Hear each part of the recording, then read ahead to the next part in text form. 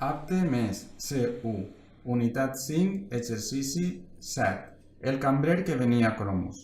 Un bon dia, este cambrer vocacional es va plantejar viure de la literatura, i de la literatura ha sobreviscut fins avui. Deu ser l'únic escriptor valencià que, avalat per la regularitat de les liquidacions, ha aconseguit que l'editor el posi en nòmina. A partir d'aquelles desconegudes i oblidades nines assassines, Torrent va aflorar en La gola del llop, 1983, i fins al Boulevard dels Francesos ha publicat 10 novel·les i 2 llibres de narracions. Ha estrenat 2 obres de teatre. El cambrer que venia a Cromos ha redactat 2 guions radiofònics i un de cinematogràfic. L'han traduït al castellà, al francès, a l'italià i a l'alemany. Ha produït 4 pel·lícules basades en les seues novel·les i un grapat d'estudiosos de la literatura han especulat sobre diversos aspectes de la seva producció. En resum, ja és objecte d'una tesi doctoral.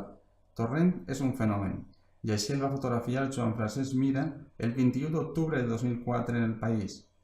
Ferran ha posat la ciutat de València en el mapa de la narrativa, de la ficció, de la literatura.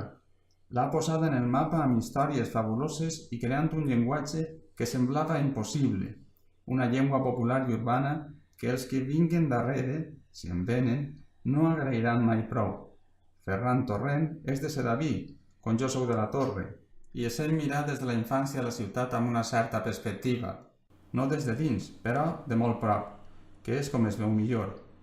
Ara a Torrent li han donat molts diners per un premi, i a mi m'hauria agradat que li n'hagueren donat més encara, perquè ens ha fet a tots un gran favor.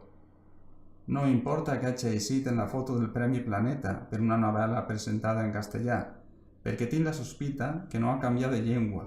Ara per fi el llegiran a Sevilla i a Valladolid, com fa un segle llegien Blasco Ibáñez. Qui sap si Torrent és el Blasco del nostre temps? Qui sap quina literatura i quin país haurien pogut fer si Blasco haguera escrit en valencià?